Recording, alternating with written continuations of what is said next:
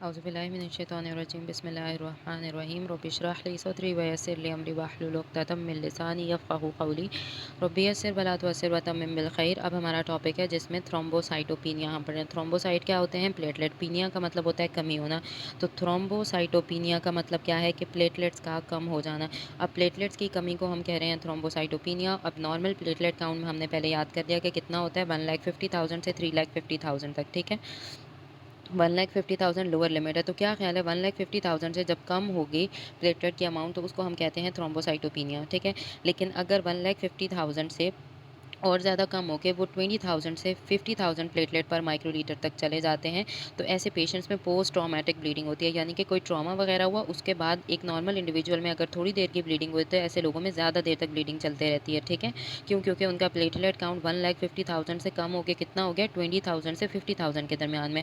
अब ऐसे पेशेंट्स, ये तो बेचारे बहुत ही बुरे हालात में होंगे जिनके प्लेटलेट 20,000 से भी कम है, तो इनके अंदर तो खुद ब खुद ही ब्लीडिंग चलती जा रही होगी। बेचारे थोड़ा सा हिलेंगे, ब्लीडिंग शुरू हो जाएगी। मतलब ये क्या बात हुई कि मैं थोड़ा सा काम भी कर रहा हूँ, मेरी ब्लीडिंग स्टार्ट होगी। तो ऐसे लोगों की क्या मसला हो रहा होता है कि उनके प्लेटलेट 20,000 से भी कम है। आप सोचो, 1,50,000 कहाँ है, 20,000 कहाँ है, तो प्लेटलेट्स इतने कम हो गए हैं। तो क्या ख्याल है, उनके अंदर नॉन ट्रॉमेटिक ब्लीडिंग, यानी कि उनको कोई मसला नहीं हुआ, कोई एक्सीडेंट नहीं हुआ, कुछ भी नहीं हुआ और खुद ही ब्लीडिंग होते जा रही है। ठीक है, अब जब हमारे पास थ्रोम्बोसाइटोपिनिया आइसोलेटेड होता है, यानी किसी और डिजीज़ के साथ एसोसिएटेड नहीं है, तो थ्रोम्बोसाइट का मतलब क्या है, प्लेटलेट के मसले की वजह से हो रहा है। ठीक है, तो जब कोई और डिज़ीज़ उसके साथ नहीं होती और सिर्फ आइसोलेटेड प्लेटलेट का मसला है, तो क्या ख्याल है, ऐसे लोगों में पीटी और पीटीटी नॉर्मल नहीं होना चाहिए? क्यों? क्योंकि उसके सारे कोएगुलेशन फैक्टर्स जो हमने पढ़े थे, 7 थे या 9, 10, 11 वगैरह, उनका तो कोई मसला नहीं है। मसला तो किस चीज़ का आ रहा है, प्लेटलेट का आ रहा है। तो जिनके अंदर थ्रोम्बोसाइटोपिनिया आइसोलेटेड होता है, उनके पीटी और पीटीटी क्या होते हैं,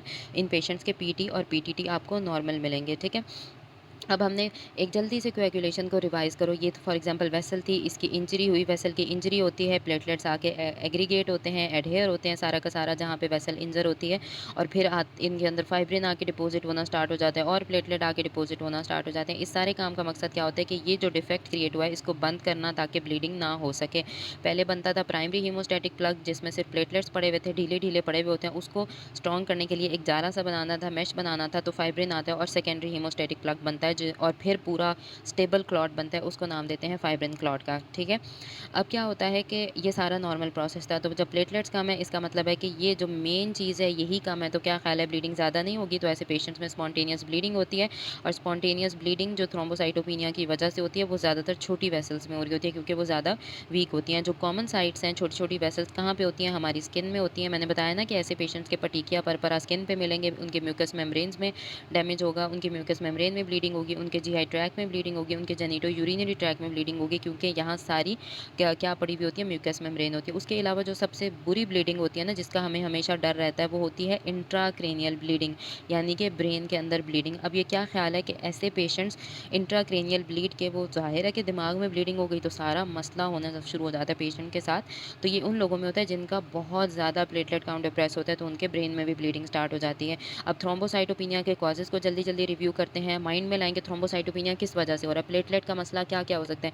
या तो प्लेटलेट क्या कर रहा है, प्लेटलेट की या तो प्रोडक्शन ही नहीं हो रही, यानी कि जो उसको बनाने वाले स्टेम सेल हैं वही काम नहीं कर रहे सही से, तो यानी कि प्लेटलेट की प्रोडक्शन कम हो रही है। दूसरा क्या मसला हो सकता है कि प्लेटलेट का जो सर्वाइवल है वो कम हो गया है, यानी कि प्लेटलेट बेचारे सर्वाइव ही नहीं हो पा रहे।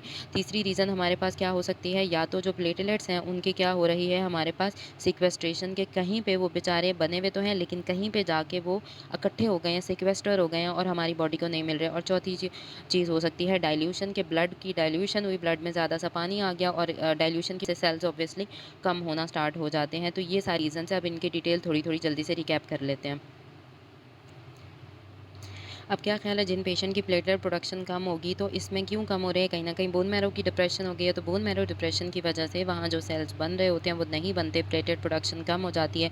और ये कब होता है, एप्लास्टिक एनीमिया में, या कोई ल्यूकीमिया यानी बोन का कोई ना कोई कैंसर चल रहा है, तो उसकी वजह से, या कोई ऐसा मसला जिसने सिर्फ और सिर्फ मेगा कैरियोसाइट्स को इफेक्ट किया, और जब मेगा कैरियोसाइट्स ही नहीं है तो आगे क्या ख्याल है, प्लेटलेट्स बनेंगे, तो प्लेटलेट्स नहीं बनेंगे। ठीक हो गया, तो इसमें प्लेटलेट प्रोडक्शन कम हो रही है। बहुत सारे ऐसे ड्रग्स होते हैं, अल्कोहल वगैरह होता है, ये क्या करते हैं, प्लेटलेट की प्रोडक्शन को कम कर देते हैं। HIV भी यही कर रहा होता है। उसके अलावा माइलोडिस्प्लास्टिक सिंड्रोम का भी यही काम होता है।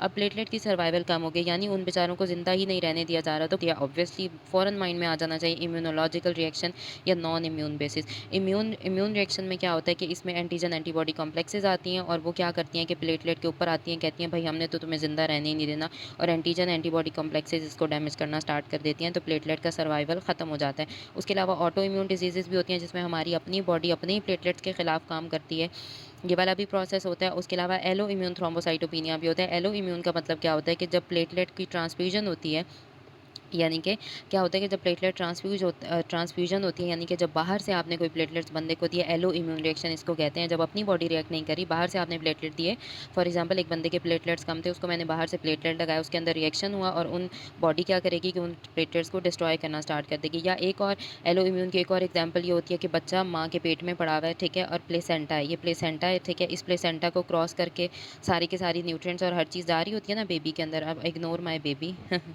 उसके बाद क्या होता है कि अब इसमें क्या होता है कि प्लेसेंटा से क्रॉस करके सारे के सारे जो वो प्लेटलेट्स होते हैं, जब ये बच्चे के अंदर जाते हैं तो बच्चे की बॉडी में क्या होता है कि बच्चे की बॉडी में इसके खिलाफ एंटीबॉडीज़ बनना स्टार्ट हो जाती हैं, IgG एंटीबॉडीज़, और वो प्लेटलेट्स को डैमेज करती हैं, और प्लेटलेट का डैमेज होगा तो उसकी वजह से हम कहते हैं कि प्लेटलेट का सर्वाइवल कम हो गया और ऐसे लोगों में भी थ्रोम्बोसाइटोपिनिया होगा। अब क्या ख्याल है थ्रोम्बोसाइटोपिनिया किस में होना चाहिए, क्योंकि फीटस के ब्लड सेल्स में हमने कहा है ना कि फीटस के बॉडी के अंदर प्लेटलेट्स अटैक हो रहे हैं, तो थ्रोम्बोसाइटोपिनिया किस में होना चाहिए, बच्चे में होना चाहिए, ठीक है। और इसकी वजह से जो डिजीज़ होती है उसको हम कहते हैं हीमोलिटिक डिजीज़ ऑफ न्यूबॉर्न, जिसमें बेसिकली टारगेट तो RBCs होते हैं लेकिन साथ में प्लेटलेट्स भी डिस्ट्रॉय होना स्टार्ट हो जाते हैं। उसके अलावा हमने पढ़ा है कि नॉन इम्यूनोलॉजिकल कॉजेज़ जो प्लेटलेट की सर्वाइवल को कम करते हैं वो है DIC का टॉपिक हम आगे डिस्कस करेंगे, समझ आ जाएगा। उसके अलावा थ्रोम्बोटिक माइक्रो एंजियोपैथीज़, यानी कि छोटी-छोटी वेसल्स में थ्रोम्बस बन रहे हैं, और जब वहाँ थ्रोम्बस बनेंगे तो वो क्या कराएँगे कि प्लेटलेट्स को, यानी कि प्लेटलेट्स को डैमेज करते रहेंगे, करते रहेंगे, करते रहेंगे, मैकेनिकल इंजरी होगी और प्लेटलेट्स क्या होंगे, डैमेज होते रहेंगे। DIC में क्या होता है कि प्लेटलेट इतने ज़्यादा एक्टिवेट हो जाते हैं, इतने ज़्यादा एक्टिवेट हो जाते हैं कि वो बेचारे इतना काम करते हैं कि उनका लाइफ स्पैन कम हो जाता है, ठीक है। तो ये सारी बातें होती हैं। उसके अलावा सिक्वेस्ट्रेशन हमने बात की थी, स्प्लीन का काम होता है एक्स्ट्रा सेल्स को डिस्ट्रॉय करना, तो जब अगर स्प्लीन ने सारे प्लेटलेट्स को सिक्वेस्टर कर लिया तो स्प्लीन एनलार्ज हो जाती है, और ये भी एक रीज़न होता है प्लेटलेट के कम होने का। दूसरा था डाइल्यूशन। डाइल्यूशन कब होती है, जब मैसिव ट्रांसफ्यूजन्स होती हैं, आप बहुत ज़्यादा ट्रांसफ्यूजन दे रहे हैं, ब्लड वॉल्यूम ज़्यादा हुआ तो उसकी वजह से हो जाएगा डाइल्यूशनल थ्रोम्बोसाइटोपिनिया। अब जल्दी से हम कॉजेज़ को रिव्यू कर लेते हैं कि प्लेटलेट की प्रोडक्शन कम हो जाती है, और प्रोडक्शन कम कब होती है, जब ड्रग्स की वजह से, कुछ ड्रग्स होते हैं अल्कोहल, थायराइड, साइटोटॉक्सिक ड्रग्स की वजह से, हमने बहुत सारे इन्फेक्शंस पढ़े थे जिसमें HIV वगैरह था। न्यूट्रिशनल डेफिशिएंसी की वजह से, जैसे हमने पढ़ा था कि RBC में भी vitamin B12 folic acid deficiency की वजह से अनीमिया होता है, तो इसमें मेगालोब्लास्टिक ल्यूकीमिया भी होता है।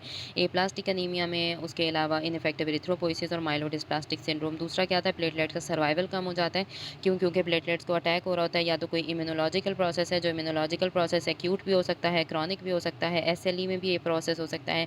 एलो इम्यून, जब आप कोई ना कोई ट्रांसफ्यूजन दे रहे होते हैं, या बच्चों में ये मसला हो सकता है, हमने पढ़ा था कि कैसे न्यूनेट के अंदर डैमेज होता है, या कोई ड्रग्स होते हैं और उन ड्रग्स का क्या नाम होता है, क्विनिडीन, हेपरिन, सल्फा कंपाउंड्स। इन ड्रग्स का क्या काम होता है कि ये प्लेटलेट्स पे अटैक करते हैं और उनका सर्वाइवल कम कर देते हैं, और बहुत सारे ऐसे इन्फेक्शंस होते हैं जो ये काम करा रहे होते हैं। ये हो गया इम्यूनोलॉजिक। नॉन इम्यूनोलॉजिकल डिस्ट्रक्शन किस में होती है, DIC के पेशेंट्स में होती है, थ्रोम्बोटिक माइक्रोएंजियोपैथीज़ में, और जाइंट हीमेंजियोमा। हीमेंजियोमा क्या होता है कि वेसल का ट्यूमर, ठीक है, वेसल के ट्यूमर को कहते हैं हीमेंजियोमा। सिक्वेस्ट्रेशन, हाइपरस्प्लीनिज्म, यानी स्प्लीन एनलार्ज हो गई, उसमें सिक्वेस्ट्रेशन हो रही है और उस वजह से जो है वो प्लेटलेट्स कम हो गए हैं। थ्रोम्बोसाइटोपिनिया, पीनिया मतलब कम हो जाना। डाइल्यूशन, और डाइल्यूशन किस में होती है, ट्रांसफ्यूजन्स में डाइल्यूशन चल रही है। नेक्स्ट हम आ जाते हैं क्रॉनिक इम्यून थ्रोम्बोसाइटोपिनिया पर। क्रॉनिक का वर्ड किसके लिए इस्तेमाल होता है, ऐसी डिजीज़ या ऐसा प्रोसेस जो काफ़ी टाइम से चला आ रहा होता है और रिकरेंट होता है, यानी बार बार होता है और इतना ज़्यादा सीवियर नहीं होता, सीवियर कम होता है, ठीक है। तो इसको हम क्या नाम देते हैं, क्रॉनिक का नाम देते हैं, और एक्यूट इसके ऑपोजिट होता है। आगे हम एक्यूट के बारे में पढ़ेंगे। अब क्रॉनिक इम्यून, इम्यून का वर्ड है कि इम्यून रिएक्शन काम कर रहा है। थ्रोम्बोसाइटोपिनिया के थ्रोम्बोसाइट या प्लेटलेट कम हो गया। परपरा यानी कि बॉडी पे जो है वो वेसल्स की डैमेज की वजह से आपको वहाँ पे रेड रेड जो है वो नज़र आएंगे, परपरा नज़र आएंगे स्किन के ऊपर, ठीक है। तो क्रॉनिक इम्यून थ्रोम्बोसाइटोपिनिया में antibody, auto antibody mediated destruction होती है, यानी आपकी अपनी बॉडी की एंटीबॉडीज़ जो हैं वो आपके प्लेटलेट्स के खिलाफ काम कर रही होती हैं। और ये किस वजह से हो सकता है, बहुत सारी रीजंस हो सकती हैं। कभी कभी ये इडियोपैथिक होता है, यानी इसकी कोई कॉज पता नहीं होती, और कभी कभी ये किसी डिजीज़ की वजह से होता है, जैसे हमने पढ़ा था SLE। SLE एक डिजीज़ होती है, इसमें क्या होता है कि एंटीजन एंटीबॉडी कॉम्प्लेक्सेस होते हैं आपकी बॉडी में, और आपकी बॉडी को अटैक करते हैं, वेसल्स को अटैक करते हैं।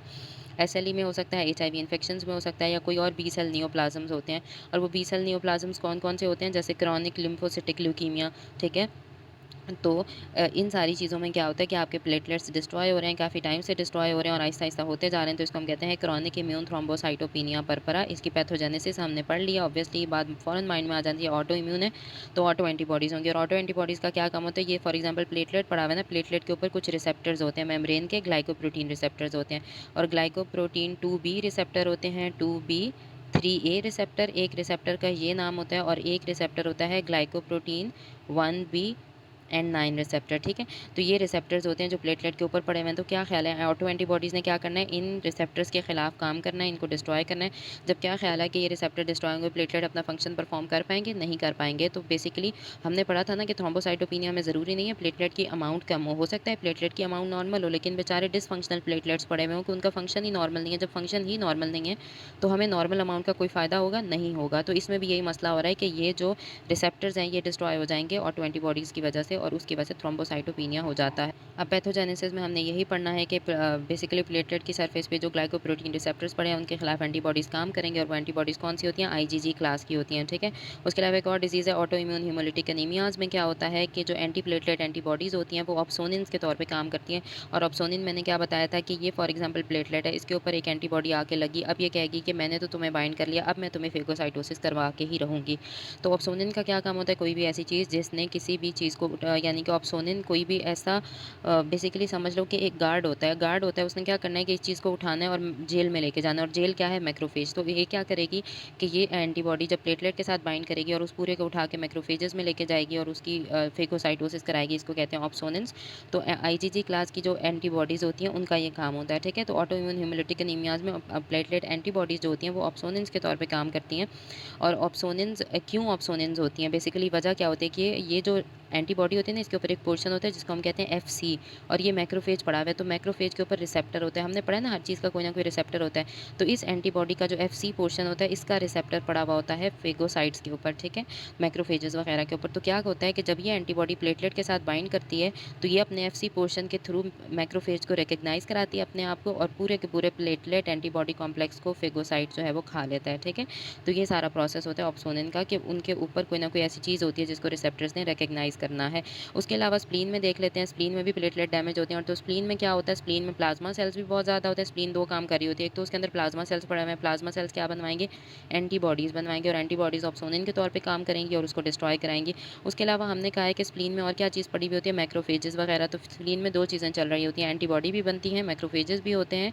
तो यानी कि ये दोनों चीज़ें चल रही होती हैं और ये मेगाकैरियोसाइट्स को खा रही होती हैं या प्लेटलेट्स को खा रही होती हैं और उसकी वजह से हो जाता है थ्रोम्बोसाइटोपिनिया, ठीक है। आगे हम जल्दी से इसकी मॉर्फोलॉजी देख लेते हैं। मॉर्फोलॉजी में जो थ्रोम्बोसाइटोपिनिया पर्परा होता है उसमें मेन चेंजेस किन-किन ऑर्गन्स में आती हैं, स्प्लीन में आती हैं, बोन मैरो में आती हैं, ब्लड में आती हैं, ठीक है। तो अब ये जो सारी प्रॉब्लम्स आती हैं किस वजह से आती हैं, ब्लीडिंग हो रही होती है पेशेंट को, तो उस वजह से ये सारे मसले मसाइल चल रहे होते हैं। क्यों? क्योंकि प्लेटलेट्स कम हो गए तो उसकी वजह से पेशेंट की बॉडी में क्या हो रही होगी, ब्लीडिंग हो रही होगी। स्प्लीन जो है वो नॉर्मल साइज़ की होती है, ठीक है। लेकिन जब आप स्प्लीन को अंदर से ऑब्जर्व करो ना, फॉर एग्जाम्पल बायोप्सी वगैरह करते हो तो आपको नज़र आता है कि कंजेशन होती है साइनोसॉइड्स की और स्प्लीनिक फॉलिकल्स एनलार्ज हुई हुई होती हैं और रिएक्टिव जर्मिनल सेंटर्स होते हैं। ये सारा काम क्यों हो रहा होता है, क्योंकि हमने पढ़ा है कि जो ऑटो एंटीबॉडी रिएक्शन होता है, प्लेटलेट्स डिस्ट्रॉय हो रहे हैं, स्प्लीन को ज़्यादा काम करना पड़ रहा है, तो ये सारी चीज़ें स्प्लीन में नज़र आएंगी। अब जर्मिनल सेंटर क्या होते हैं कि फॉर एग्जांपल जो लिम्फॉइड टिश्यू होता है ना, उसके जो सेंटर होते हैं ना, उसमें एक्टिव एक्टिव इम्यून सेल्स पड़े होते हैं और उन एक्टिव इम्यून सेल्स का काम क्या होता है कि उन्होंने चीज़ों को खाना होता है। तो जब भी हम कहते हैं ना कि जर्मिनल सेंटर एक चीज़ का एक्टिव है, तो किसी भी लिम्फॉइड टिश्यू जिसमें हमारे पास इम्यून सेल्स पड़े हुए होते हैं जिन्होंने बाहर की चीज़ों को या फॉरेन चीज़ों को डिस्ट्रॉय करना होता है। तो अब ये जर्मिनल सेंटर एक्टिव का मतलब क्या होता है कि इसमें एक्टिव काम हो रहा है, एक्टिव इम्यून सेल्स मौजूद हैं और उन इम्यून सेल्स ने क्या करना है कि उतनी ज़्यादा जो है वो बॉडी में डैमेज कराना है, या तो फॉरेन बॉडी मतलब फॉरेन चीज़ों को डैमेज कराएंगे या अपनी ही बॉडी को डैमेज कराएंगे। तो ये होते हैं एक्टिव जर्मिनल सेंटर्स। उसके अलावा जब आप साइनसेस में देखोगे तो आपको मेगाकैरियोसाइट्स भी कभी-कभी नज़र आते हैं। उसके अलावा क्यों? क्योंकि प्लेटलेट्स कम हो रहे हैं, तो बॉडी की बाकी बॉडी भी प्लेटलेट्स बनाना शुरू कर देगी। जैसे हमने आरबीसी वाले मसले में पढ़ा था, तो एक्स्ट्रा मेडुलरी हेमाटोपोइसिस होना स्टार्ट हो जाती है और ये किस वजह से होती है, हमने डायग्राम पहले देख चुके हैं कि जैसे इरिथ्रोपोइटिन आरबीसी की स्टिमुलेशन कराता था, यहाँ पे थ्रोम्बोपोइटिन जो है वो प्लेटलेट की प्रोडक्शन को ज़्यादा करवा देता है। उसके अलावा जब बोन मैरो में देखते हैं तो वहाँ पे मेगाकैरियोसाइट्स यानी कि जो मेगाकैरियोसाइट प्लेटलेट बना रहे होते हैं वो बहुत ज़्यादा होते हैं और कुछ कुछ जो होंगे क्योंकि इतनी तेज़ी से बन रहे होते हैं तो वो इमेच्योर होते हैं, उनका नॉन लॉब्यूलेटेड सिंगल न्यूक्लियस होते हैं, यानी कि बड़े-बड़े इमेच्योर सेल्स हैं और अंदर लॉब्यूल्स नहीं है। नॉर्मल इसके लॉब्यूल्स होते हैं मेगाकैरियोसाइट के न्यूक्लियस के, लेकिन ये नॉन लॉब्यूलेटेड और बड़ा-सा एक सिंगल न्यूक्लियाई पड़ा हुआ होता है इन ब्लड सेल्स के अंदर, इन मेगाकैरियोसाइट्स के अंदर, ठीक है। अब ये सारी चीज़ें क्या रिफ्लेक्ट करा रही हैं कि एक्सेलरेटेड थ्रोम्बोपोइसिस हो रही है, यानी कि थ्रोम्बोसाइट्स की जल्दी-जल्दी फॉर्मेशन हो रही है। ठीक है। उसके अलावा बोन मैरो की एग्ज़ामिनेशन आप करते हो तो आपको पता चलता है कि ये सारा मसला क्यों हो रहा है, क्या ये बोन मैरो फेलियर की वजह से हो रहा है, किस वजह से हो रहा है, आपको ये सारी बातें पता चल जाती हैं। उसके अलावा जो सेकेंडरी चेंजेस हमारे पास हेमरेज की वजह से होती है, उसमें आपको पेशेंट की जब आप स्किन देखते हो या म्यूकस मेम्ब्रेन देखते हो, उसके ऊपर पेटिकिया नज़र आएँगे, यानी कि लाल-लाल धब्बे नज़र आएँगे छोटे-छोटे। और जब आप पेरिफेरल ब्लड स्मेयर कराते हो तो उसमें आपको बड़े-बड़े प्लेटलेट्स नज़र आते हैं, क्योंकि सारा काम मसला क्यों हो रहा है, क्योंकि जल्दी-जल्दी थ्रोम्बोपोइसिस, एक्सेलरेटेड थ्रोम्बोपोइसिस है, इम्मैच्योर सेल्स बनेंगे और इम्मैच्योर सेल्स क्या होते हैं, मेगा थ्रोम्बोसाइट्स होते हैं। और मेगा थ्रोम्बोसाइट्स जहाँ भी होंगे, इसका मतलब क्या है कि एक्सेलरेटेड थ्रोम्बोपोइसिस चल रही है पेशेंट के अंदर। अब हम क्लिनिकल फीचर्स देख लेते हैं। क्लिनिकल फीचर्स हमें नाम से ही पता चल रहा है, थ्रोम्बोसाइटोपिनिया, ठीक है, यानी कि थ्रोम्बोसाइट्स कम है तो उसकी वजह से सारे मसले होंगे। ज़्यादातर ये एडल्ट वुमेन में होती हैं जो 40 ईयर से यंगर होती हैं, और फीमेल टू मेल रेशियो ज़्यादा होता है। और एक बात को याद रखना, ऑटो इम्यून डिजीज़ ना ज़्यादातर फीमेल्स में कॉमन होती हैं, तो इसलिए ये वाली डिजीज़ भी फीमेल्स में ज़्यादा कॉमन होती है। इसका इंसीडियस इन ऑनसेट होता है, यानी आहिस्ता-आहिस्ता इसका कोर्स होता है। इसमें मैंने बताया है कि स्किन और म्यूकस मेम्ब्रेन में जो छोटी-छोटी वेसल्स होती हैं, फ्रेजाइल वेसल्स होती हैं, उनका डैमेज हो जाता है तो पिन पॉइंट हेमरेजेस होती हैं, यानी कि इस तरह के पिन पॉइंट हेमरेजेस होते हैं, उसको हम क्या नाम देते हैं, पेटिकिया नाम देते हैं, ठीक है। और ये डिपेंडेंट एरियाज़, यानी जिन एरियाज़ पे फोर्स ज़्यादा लग रही होती है वहाँ पे वेसल के डैमेज होने का खतरा ज़्यादा होता है। क्यों? क्योंकि फॉर एग्जांपल आप अपनी टांग पे खड़े हुए हो तो टांग एक डिपेंडेंट एरिया होगी, उसमें से सबसे ज़्यादा डिपेंडेंट एरिया कौन सा है, पाँव है। तो उन जगहों पे क्या होता है, कैपिलरी का प्रेशर ज़्यादा होता है, एक प्रेशर पड़ रहा है ना तो कैपिलरी का प्रेशर ज़्यादा होता है, तो इन जगहों पे पेटिकिया नज़र आएगा। और जब ये छोटे-छोटे पेटिकिया आपस में कंबाइन होते हैं तो ये थोड़ा-सा बड़ा एक वो बना लेते हैं और इसको कहते हैं एक एक्कीमोसिस कहते हैं, ठीक है।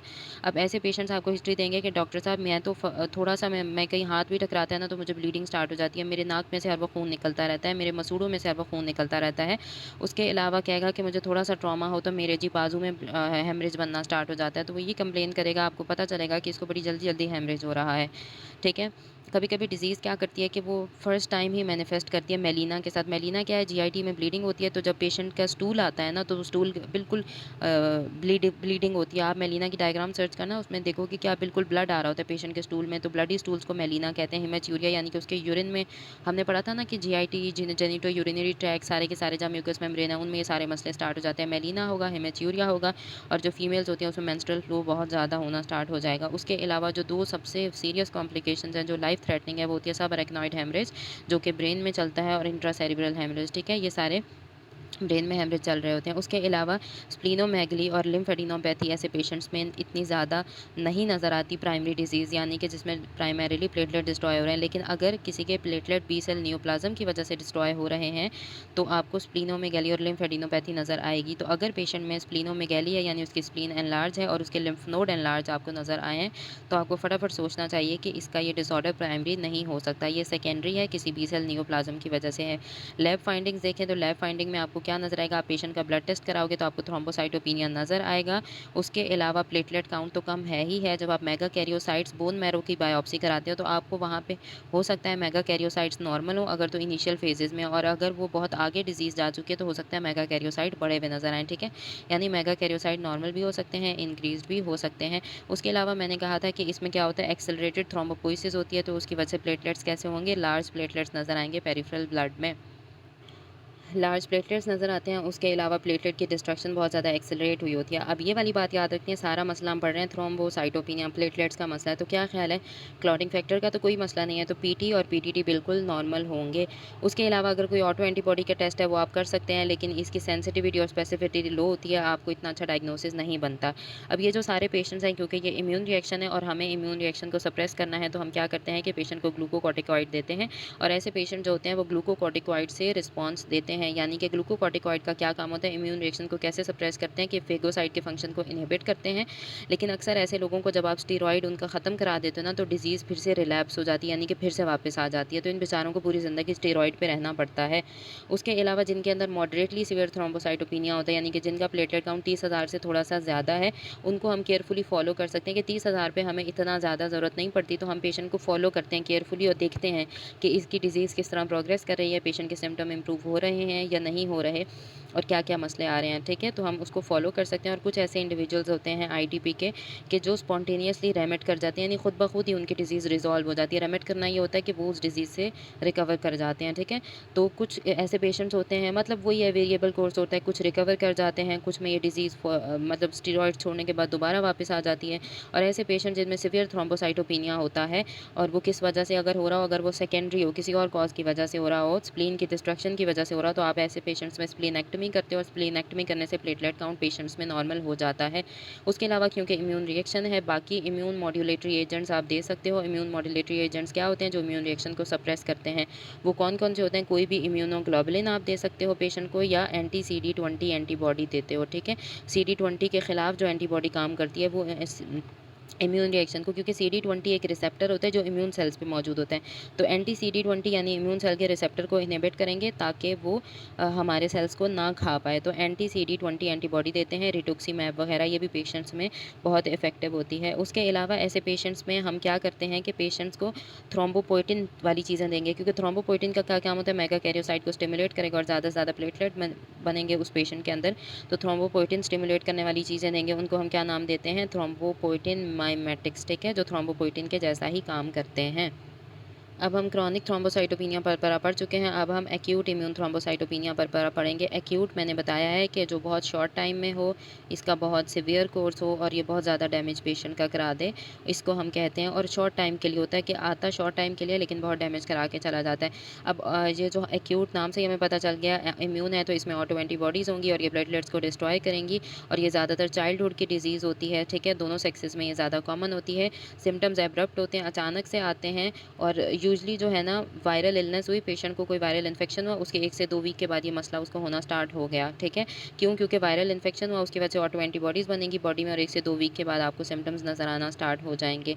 उसके अलावा जो क्रॉनिक आईटीपी में हमने पढ़ा था कि क्रॉनिक आईटीपी सेल्फ लिमिटेड नहीं होता, बल्कि वो प्रोग्रेस करता रहता है। एक्यूट आईटीपी जो है ये सेल्फ लिमिटेड होता है, खुद ब खुद 6 महीने के अंदर ये रिज़ॉल्व कर जाता है। इम्यून है तो इसका मतलब है इम्यून इम्यून सिस्टम को सप्रेस करना है, तो ग्लूकोकॉर्टिकॉइड्स दोगे आप पेशेंट को। उसके अलावा ऐसे बच्चे जो कि जिनमें वायरल प्रोड्रोम नहीं होता, ऐसे बच्चों में थ्रोम्बोसाइटोपिनिया परसिस्ट करता है, ठीक है? तो थ्रोम्बोसाइटोपिनिया ऐसे पेशेंट्स में रहता है और फिर जब ऐसे पेशेंट जो वायरल इन्फेक्शन के बच्चे होते हैं उनमें थ्रोम्बोसाइटोपिनिया अगर परसिस्ट करे, तो इनका एक्यूट फॉर्म क्रॉनिक फॉर्म में भी कन्वर्ट हो सकती है। इसके बाद हम आ जाते हैं ड्रग इंड्यूस्ड थ्रोम्बोसाइटोपिनिया। हमें नाम से ही पता चल रहा है कि किसी ड्रग की वजह से हो रहा है। कौन-कौन से ड्रग्स होते हैं? क्विनीन, क्विनिडीन और वैंकोमाइसिन, ठीक है? और ये अगेन क्या करते हैं कि ये ड्रग्स भी जाके एंटीबॉडी बनवाएँगे और ये एंटीबॉडी क्या करती हैं कि ये जाके जो प्लेटलेट के ऊपर ग्लाइकोप्रोटीन रिसेप्टर पड़े हुए होते हैं उनको डिस्ट्रॉय कराना स्टार्ट कर देती हैं, ठीक है? तो जब ये प्लेटलेट ग्लाइकोप्रोटीन को डिस्ट्रॉय कराती हैं, तो इसकी वजह से क्या होता है? प्लेटलेट्स बेचारे ख़राब होना स्टार्ट हो जाएँगे और थ्रोम्बोसाइटोपिनिया हो जाएगा, ठीक है? तो अब ये उन लोगों में भी होता है, कुछ लोग ऐसी ड्रग्स भी तो ले रहे होते हैं ना, जो हार्ट के पेशेंट्स होते हैं या जिनके अंदर कोई और मसले मसाइल चल रहे होते हैं, वो प्लेटलेट इनहिबिटरी ड्रग्स ले रहे होते हैं। और प्लेटलेट इनहिबिटरी ड्रग्स का काम क्या होता है? ऐसे पेशेंट जिनमें थ्रोम्बोसिस चल रहा होता है, यानी कि जिनमें क्लॉट फॉर्मेशन का खतरा होता है, कोरोनरी वेसल्स में और हार्ट अटैक का खतरा होता है, उनको हम प्लेटलेट इनहिबिटरी ड्रग्स देते हैं। तो ऐसे लोग जो प्लेटलेट इनहिबिटरी ड्रग्स देते हैं, तो प्लेटलेट इनहिबिटरी ड्रग्स का क्या काम होता है कि प्लेटलेट इनहिबिटरी ड्रग्स का क्या काम होता है कि उन्होंने प्लेटलेट के ऊपर मौजूद जो ग्लाइकोप्रोटीन रिसेप्टर्स हैं उनको इनहिबिट करना है, तो प्लेटलेट का फंक्शन इनहिबिट हो जाता है। और वो कौन से रिसेप्टर होते हैं? ग्लाइकोप्रोटीन 2b 3a रिसेप्टर्स, ठीक है? उसके अलावा वो ये ग्लाइकोप्रोटीन 2b 3a रिसेप्टर्स को इनहिबिट करते हैं। और कभी-कभी ऐसा होता है कि ग्लाइकोप्रोटीन 2b 3a रिसेप्टर जो हैं उनके अंदर कोई ऐसी चेंज आती है कभी-कभी ड्रग की वजह से। क्या होता है? ड्रग इन रिसेप्टर के ऊपर ग्लाइकोप्रोटीन 2b और 3a रिसेप्टर्स के अंदर कोई मसला कराता है कि ये पहले तो नॉर्मल थे, यानी पहले तो बॉडी इनके खिलाफ रिएक्ट नहीं कर रही थी, लेकिन अब ये क्या करेंगे? ड्रग की वजह से ये इम्यूनोजेनिक हो जाते हैं, इम्यूनोजेनिक एपिटोप बना लेते हैं। यानी कि ये क्या करते हैं कि नॉर्मली तो ये रिसेप्टर थे, अब ये इम्यूनोजेनिक, ये देखो ये बना लिया इन्होंने, कोई एंटीजन बना लिया। अब ये इम्यून सिस्टम को खुद ही दावत दे रहे हैं कि भाई तुम हमें अटैक कर सकते हो। तो अब हम आगे देखते हैं कि कौन-कौन सी ड्रग्स होती हैं जिनकी वजह से हो सकते हैं। हेपरिन एक ड्रग होती है, उसकी वजह से भी थ्रोम्बोसाइटोपिनिया है, तो इसका हम नाम देते हैं हेपरिन इंड्यूस्ड थ्रोम्बोसाइटोपिनिया। ये 2 तरह का होता है, टाइप 1 बहुत ज़्यादा रैपिड होती है और ये बिल्कुल जब आपने थेरेपी स्टार्ट की उसके थोड़ी देर बाद ही होना स्टार्ट हो जाती है, ठीक है? और इसमें क्या होता है कि प्लेटलेट की जो एग्रीगेशन होता है ना, हेपरिन का क्या काम होता है कि उसने प्लेटलेट की एग्रीगेशन को इनहिबिट करना है, तो ये टाइप 1 में प्लेटलेट एग्रीगेशन इनहिबिट करती है, तो थ्रोम्बोसाइटोपिनिया हो जाएगा, ठीक है? क्योंकि उनका फंक्शन इनहिबिट हो रहा है। अब टाइप 2 हेपरिन इंड्यूस्ड थ्रोम्बोसाइटोपिनिया ये लेस कॉमन होता है और लेस कॉमन है तो ये बहुत लाइफ थ्रेटनिंग होता है, यानी कि बहुत सिवियर होता है। और ये क्या होता है कि जब आपने हेपरिन दिया पेशेंट को, हेपरिन की थेरेपी दे रहे हो, उससे 10 से 15 दिन के बाद ये होता है, पहले नहीं होता, ठीक है। और 10 से 15 दिन के बाद, या हम कह देते हैं कि 5 से 14 दिन एक एवरेज रख लें, ठीक है। 5 से 14 दिन के बाद ये मसला होता है जब आपने थेरेपी दी है पेशेंट को हेपरिन के साथ। और ऐसे पेशेंट्स में क्या होता है कि जो हमारे पास 5 से 14 दिन के बाद इनकी जो आर्टरीज़ होती हैं, जो इनकी वेन्स होती हैं, उसमें थ्रोम्बस बनना स्टार्ट हो जाते हैं, ठीक है। इनके अंदर थ्रोम्बोसिस होना स्टार्ट हो जाता है। और इसको पैराडॉक्सिकल क्यों कह रहे हैं? क्योंकि हम यहाँ बात कर रहे हैं थ्रोम्बोसाइटोपिनिया है कि प्लेटलेट्स कम है, और यहाँ ये थ्रोम्बोसिस करा रहे हैं। तो बेसिकली कोई ना कोई डिस्फंक्शन हो गया प्लेटलेट्स का, जिस वजह से नॉर्मली जो उन्होंने छोटा सा क्लॉट बनाना था, अब वो वेसल में एबनॉर्मल क्लॉट बनाना शुरू कर रहे हैं और थ्रोम्बोसिस करना स्टार्ट कर दिया उन्होंने। और थ्रोम्बोसिस की रीज़न क्या होती है? थ्रोम्बोसिस की रीज़न होती है कि उसमें ऐसी एंटीबॉडीज़ बनती हैं जो कि हेपरिन को रिकॉग्नाइज़ करती हैं, हेपरिन के कॉम्प्लेक्स को और प्लेटलेट के फैक्टर 4 को, ठीक है। तो एंटीबॉडीज़, ऐसी एंटीबॉडीज़ होती हैं, एक तो इन्होंने हेपरिन को डिस्ट्रॉय करना है, हेपरिन को रिकॉग्नाइज़ करना है, क्योंकि असल में ये एंटीबॉडी बनती है हेपरिन की वजह से। हमने कहा है ना ड्रग इंड्यूस्ड है, तो एंटीबॉडीज़ बनेंगी हेपरिन की वजह से, लेकिन साथ में ये हेपरिन को भी डिस्ट्रॉय करेंगे। उधर से प्लेटलेट होते हैं, प्लेटलेट के अंदर छोटे-छोटे ग्रैन्यूल्स पड़े होते हैं, उन ग्रैन्यूल्स में एक फैक्टर होता है PF4, इसका नाम होता है प्लेटलेट फैक्टर 4। अब ये क्या करती है, एंटीबॉडीज़ तो हेपरिन के खिलाफ बनी थी, लेकिन ये PF4 जो प्लेटलेट का फैक्टर है, PF4 जो ग्रैन्यूल्स में से रिलीज़ हो रहा था, उसके खिलाफ भी काम करना स्टार्ट कर देंगे, उसको भी डैमेज कराएँगे, ठीक है। तो इसकी वजह से क्या होता है कि जब एंटीबॉडी इनको डैमेज कराना स्टार्ट कर देती हैं, तो होता क्या है कि ये जो प्लेटलेट फैक्टर 4 है हमारे पास, इसने हेपरिन के साथ बाइंड करना होता है, यानी प्लेटलेट्स में से रिलीज़ होता है और हेपरिन इस प्लेटलेट फैक्टर 4 के साथ बाइंड करके एक कॉम्प्लेक्स बना हुआ है। इस कॉम्प्लेक्स को एंटीबॉडीज़ पूरे कॉम्प्लेक्स को रिकॉग्नाइज़ करेंगी और फिर इसके खिलाफ जो है वो अटैक करना स्टार्ट कर देंगी। अब क्या ख़्याल है कि वो PF4 के ख़िलाफ़ और हेपरिन के ख़िलाफ़ ये एंटीबॉडीज़ काम कर रही हैं, तो ये पूरा कॉम्प्लेक्स जो होता है ना, इसकी वजह से हो जाता है, एंटीजन एंटीबॉडी कॉम्प्लेक्स की वजह से थ्रोम्बोसिस स्टार्ट हो जाती है। इवन थ्रोम्बोसाइटोपिनिया है, लेकिन साथ में पैराडॉक्सिकल थ्रोम्बोसिस शुरू हो जाती है, यानी कि एक एबनॉर्मल सा प्रोसेस है, ठीक है।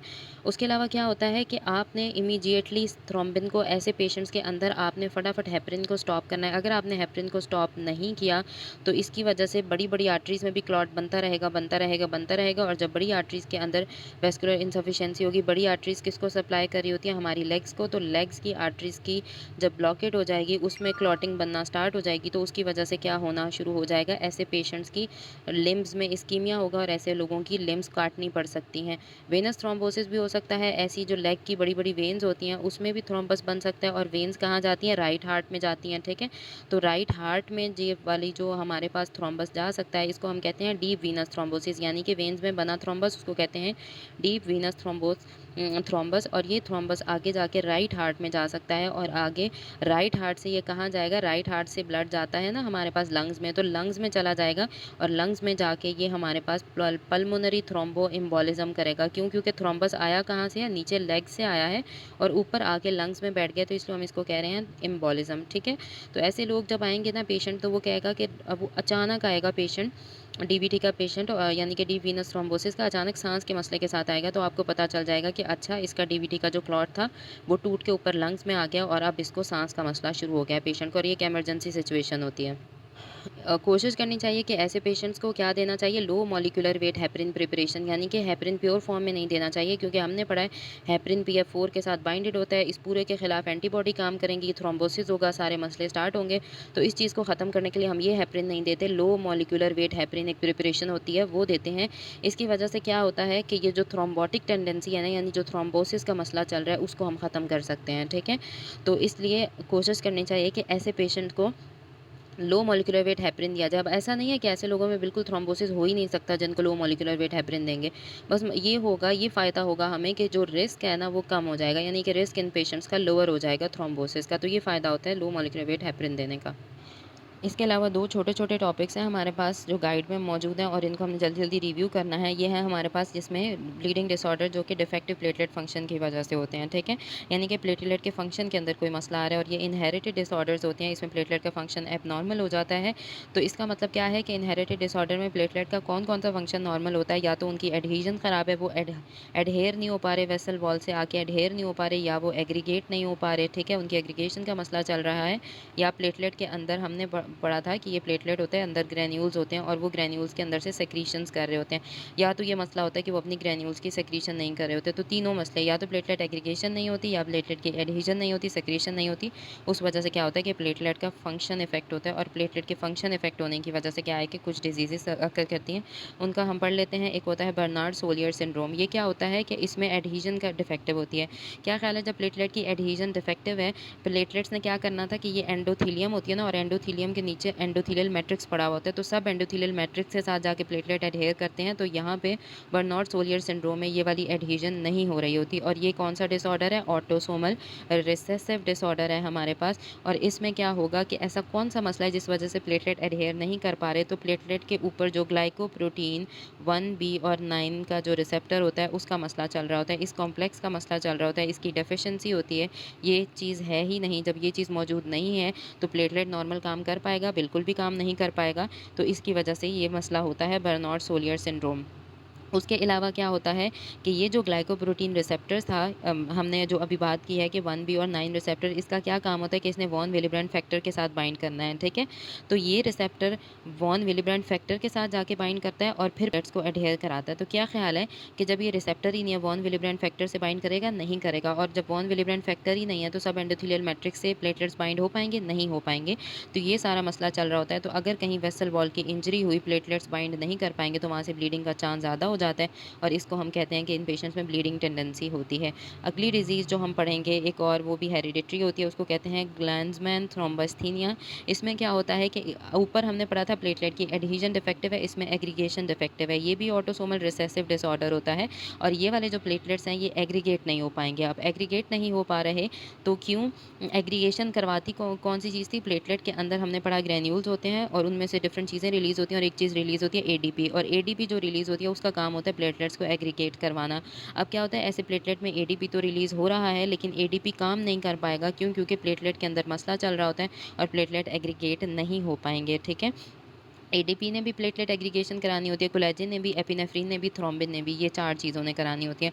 ये 4 चीज़ें तो मौजूद होंगी लेकिन प्लेटलेट्स एग्रीगेट नहीं हो पाएंगे। क्यों? क्योंकि प्लेटलेट की एग्रीगेशन के लिए जो एक रिसेप्टर ज़रूरी होता है वो कौन सा होता है? ग्लाइकोप्रोटीन 2b3a रिसेप्टर, ठीक है। इस रिसेप्टर का काम क्या होता है कि फॉर एग्जाम्पल एक ये प्लेटलेट पड़ा हुआ है आपके पास, एक ये प्लेटलेट पड़ा हुआ है, ग्लाइकोप्रोटीन 2b3a रिसेप्टर इस पर भी है, ग्लाइकोप्रोटीन 2b3a रिसेप्टर इस पर भी है। इन रिसेप्टर्स ने क्या काम करना होता है कि ऐसे फाइब्रिन को बाइंड करके आपस में इन दोनों प्लेटलेट्स को आपस में वो कराना होता है, एक ब्रिज सी बनानी होती है। तो वो ब्रिज नहीं बन पाती, यानी कि जो फाइब्रिनोजिन की एक ब्रिज होती है ना, जो दोनों प्लेटलेट्स को आपस में जोड़ती है इन रिसेप्टर्स की वजह से, जब वो नहीं बन पाएगी तो प्लेटलेट्स एग्रीगेट नहीं होंगे। और जब प्लेटलेट एग्रीगेट नहीं हो पाएंगे तो क्या ख्याल है, वेसल वॉल में जहाँ इंजरी हुई है वो उसको सील कर पाएंगे? नहीं कर पाएंगे। तो ऐसे पेशेंट्स के अंदर ब्लीडिंग होती है और वो ब्लीडिंग बहुत सिवियर होती है। उसके बाद एक और डिसऑर्डर है जो है स्टोरेज पूल डिसऑर्डर्स होते हैं। इसमें क्या होता है कि स्टोरेज पूल, नाम से ही पता चल रहा है कि स्टोरेज पूल का कोई ना कोई मसला है, ठीक है। तो इसमें क्या होता है कि जो मीडिएटर्स होते हैं प्लेटलेट एक्टिवेशन के वो नहीं रिलीज़ हो रहे होते हैं, ठीक है। तो प्लेटलेट्स के अंदर से क्या रिलीज़ होता है? मीडिएटर्स जो रिलीज़ होते हैं उसको हम नाम देते हैं थ्रोम्बोक्सेन A2, ठीक है। थ्रोम्बोक्सेन A2 और एडीपी रिलीज़ होता है। तो स्टोरेज पूल में ये दोनों चीज़ें नहीं होती, या ये दोनों चीज़ों का रिलीज़ डिफेक्टिव होता है। तो इसकी वजह से जो हमारे पास डिसऑर्डर अकर करता है उसमें क्या होता है कि पेशेंट के अगेन प्लेटलेट एग्रीगेट नहीं हो पाएंगे और उन पेशेंट्स में ये प्रॉब्लम सफ़र करनी पड़ेंगी ब्लीडिंग वगैरह की। अब 3 हमने पढ़ लिए, ग्लैंड्समैन थ्रोम्बस्थीनिया पढ़ लिया, उसके अलावा स्टोरेज पूल डिसऑर्डर्स पढ़ लिया, और एक और हेरिडिटरी डिसऑर्डर हमने पढ़ लिया। अब हम पढ़ते हैं एक्वायर्ड डिफेक्ट्स कौन से होते हैं। एक्वायर्ड डिफेक्ट्स होते हैं उसमें 2 बहुत इंपॉर्टेंट है कि इसमें कोई ना कोई एक ऐसी ड्रग आपने पेशेंट को दी और उस ड्रग की वजह से प्लेटलेट का मसला चल रहा है, या तो वो पेशेंट एस्प्रिन खा रहा होता है। और एस्प्रिन का क्या काम होता है कि ये होती है एंटी इन्फ्लेमेटरी ड्रग्स, ठीक है। इन एंटी इन्फ्लेमेटरी ड्रग्स का क्या काम होता है कि ये इरिवर्सिबल इनहिबिटर होती हैं, कॉक्स एंजाइम होता है उसको इरिवर्सिबली इनहिबिट कर रही होती हैं। और कॉक्स एंजाइम क्या होता है कि इसका काम होता है, इसने थ्रोम्बोक्सेन A2 बनाना होता है, उसके अलावा प्रोस्टाग्लैंडिन्स बनाने होते हैं, ठीक है। और ये दोनों जो होते हैं इनका बहुत इंपॉर्टेंट रोल होता है बॉडी में। और जब कॉक्स 2 एंजाइम इनहिबिट होगा तो क्या ख्याल है, थ्रोम्बोक्सेन A2 और प्रोस्टाग्लैंडिन बन पाएंगे? नहीं बन पाएंगे। और जब ये नहीं बन पाएंगे तो इनका क्या काम, और प्रोस्टाग्लैंडिन्स का, इन्होंने प्लेटलेट की एग्रीगेशन करवानी होती है और बहुत सारे रिलीज रिएक्शंस करवाने होते हैं। तो जब ये दोनों नहीं बनेंगे, जो तो जब ये नहीं बन रहे, प्लेटलेट एग्रीगेट नहीं हो पाएंगे, पाएंगे तो प्लेटलेट एग्रीगेट नहीं हो पाएंगे, तो उसकी वजह से क्या मसला चलेगा, पेशेंट्स को ब्लीडिंग का चांस ज़्यादा हो सकता है। एक एक्वायर्ड इफेक्ट हो गया एस्पिरिन की वजह से, जिसने कॉक्स को इनहिबिट किया, थ्रोम्बोक्साइन ए टू प्लेटलेट थ्रोम्बोक्साइन ए टू और प्रोस्टाग्लैंडिन नहीं बने, उसकी वजह से प्लेटलेट एग्रीगेट नहीं होंगे और वो मसला होगा। और दूसरा मसला एक्वायर्ड इफेक्ट होता है यूरीमिया। यूरीमिया मैंने पहले बताया था कि वो जो हमारी बॉडी में साइन और सिम्टम्स आते हैं यूरिक एसिड ज़्यादा होने की वजह से, उसको कहते हैं यूरीमिया। यूरीमिया एक टॉक्सिक चीज़ होती है, यानी कि यूरीमिया एक बेसिकली एक नेगेटिव चीज़ है हमारी बॉडी में। तो वो क्या करती है कि वो सारे मेटाबॉलिज्म को इफेक्ट करती है, तो प्लेटलेट के फंक्शन को भी इनहिबिट करेगी या इफेक्ट करेगी। और क्या ख्याल है कि कौन कौन से प्लेटलेट के फंक्शन इनहिबिट होंगे, यानी कि प्लेटलेट की एडहीजन नहीं हो पाएगी, ग्रैन्यूल की सेक्रीशन नहीं हो पाएगी और एग्रीगेशन नहीं हो पाएगी। तो जो प्लेटलेट की एडहीजन नहीं होती, सेक्रीशन नहीं होती, एग्रीगेशन नहीं हो पाती, तो उसकी वजह से क्या होगा, प्लेटलेट का फंक्शन नहीं होगा और पेशेंट की ब्लीडिंग टेंडेंसी ज़्यादा होती है। तो ये सारे डिसऑर्डर्स हमने पढ़ लिए कि कैसे प्लेटलेट काम नहीं करते, कैसे उनका फंक्शन ख़राब होता है, कैसे वो वेसल को जब वेसल के अंदर इंजरी होगी, प्लेटलेट्स उस जगह को सील नहीं कर पाएंगे, जब सील नहीं कर पाएंगे तो ब्लीडिंग होगी। ब्लीडिंग डिफरेंट फॉर्म्स में होती है, हमने पढ़ा था म्यूकस मेम्ब्रेन से होगी, डिपेंडेंट एरियाज ऑफ बॉडी के ऊपर होगी, म्यूकस मेम्ब्रेन के ऊपर जो होती हैं स्किन पे आपको पटीकिया, हेमरेजेस वगैरह ये सारी चीज़ें भी नज़र आएंगी। उसके अलावा पेशेंट बहुत सिवियर ब्लीडिंग के साथ भी आ सकते हैं। तो ये सारे कॉजेज़ हमने पढ़ लिए कि क्या क्या मसले हो सकते हैं थ्रोम्बोसाइटोपिनिया के पेशेंट्स के अंदर। थ्रोम्बोसाइटोपिनिया ड्रग इंड्यूस भी था, हमने क्रॉनिक पढ़ा, हमने एक्यूट पढ़ा, हमने नॉर्मल इंडिसेस वगैरह चीज़ें पढ़ी कि प्लेटलेट्स के नॉर्मल अमाउंट क्या होती है, पीटीटी क्या होता है, पीटी क्या होता है। तो this was all about bleeding disorders.